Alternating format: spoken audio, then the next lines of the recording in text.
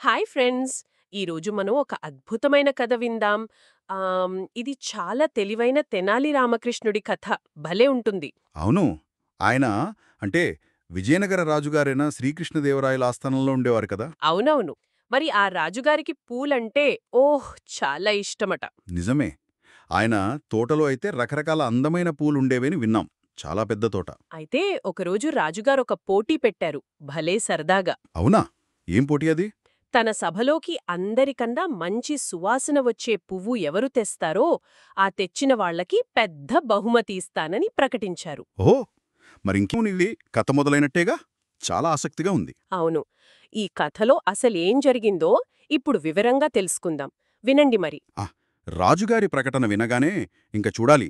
మంత్రులు, సేనాపతులు, ఆస్థానంలో ఉన్నవాళ్ళు అందరూ వాళ్ళ వాళ్ళ తోటల్లోని గొప్ప గొప్ప పూలు అంటే చాలా అరుదైన పూలని తెచ్చారు. అబ్బో! ఏమేం పూలు తెచ్చుంటారో ఊహించండి. హ్మ్. ఎర్ర గులాబీలు, పసుపు లిల్లీలు, ఇంకా వింత వింత ఆర్కిడ్లు కళ్ళు చెదిరేలా ఉండి ఉంటాయి. అబ్బా! భలే ఉన్నాయి కదా! మరి రాజుగారికి నచ్చాయా? అదే ఇక్కడ విషయం. రాజుగారు ఏ పువ్వు చూసినా "మ్మ్, ఇది అంత అద్భుతంగా లేదు" అని నిట్టూర్చేవారట.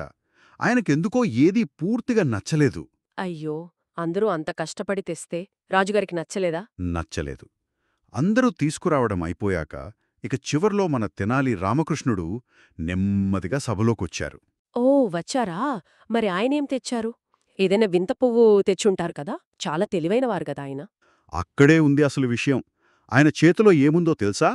కొన్ని తెల్లటి, మామూలు మల్లెపూల దండ. అంతే. ఏంటి? మల్లెపూల దండా? అది మామూలుదా? అవును. అది చూసి సభలోని వాళ్ళంతా పకపక నవ్వారట. వాళ్ళంతా అంత గొప్ప పూలు తెస్తే ఈయనేంటిలా తెచ్చారని. రాజుగారు కూడా నవ్వారా? రాజుగారు నవ్వలేదు కాని కొంచెం విసుగ్గా ఇదేంటి రామకృష్ణ ఇంత మామూలు పూలు తెచ్చావు అని అడిగారట.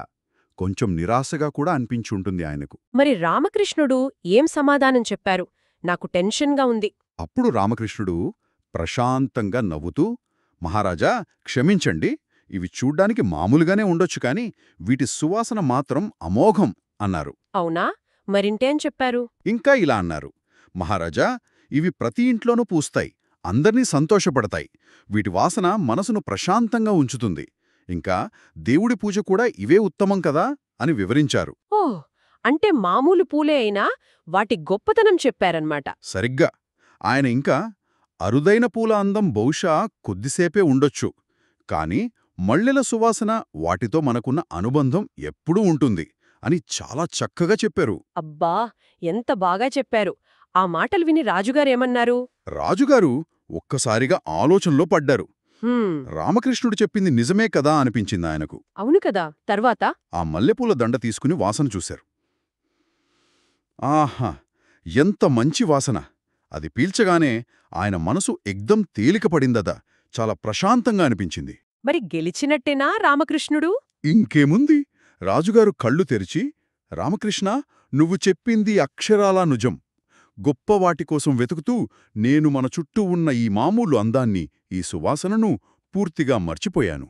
నీ తెలివికి నిజంగా మెచ్చాను. నువ్వే గెలిచావ్ అని అన్నారు. అద్భుతం. అంటే తెనాలి రామకృష్ణుడికే బహుమతి వచ్చిందన్నమాట. అవును, పెద్ద బహుమతిచ్చారు. ఆ రోజు నుండి రాజుగారు కేవలం ఖరీదైన, అరుదైన పూలనే కాదు, మల్లెపూలు లాంటి సాధారణ పూల అందాన్ని, వాటి సువాసనను కూడా ఆస్వాదించటం మొదలుపెట్టారట. భలే ఉంది కదా ఈ కథ! చాలా మంచి విషయం తెలిసింది. చూశారా ఫ్రెండ్స్, ఈ కథ మనకు ఏం నేర్పిందంటే, నిజమైన విలువ, అందమనేవి కొన్నిసార్లు చాలా సాధారణమైన వాటిలోనే ఉంటాయని. పెద్ద పెద్ద వస్తువుల్లోనే కాదు. అవును.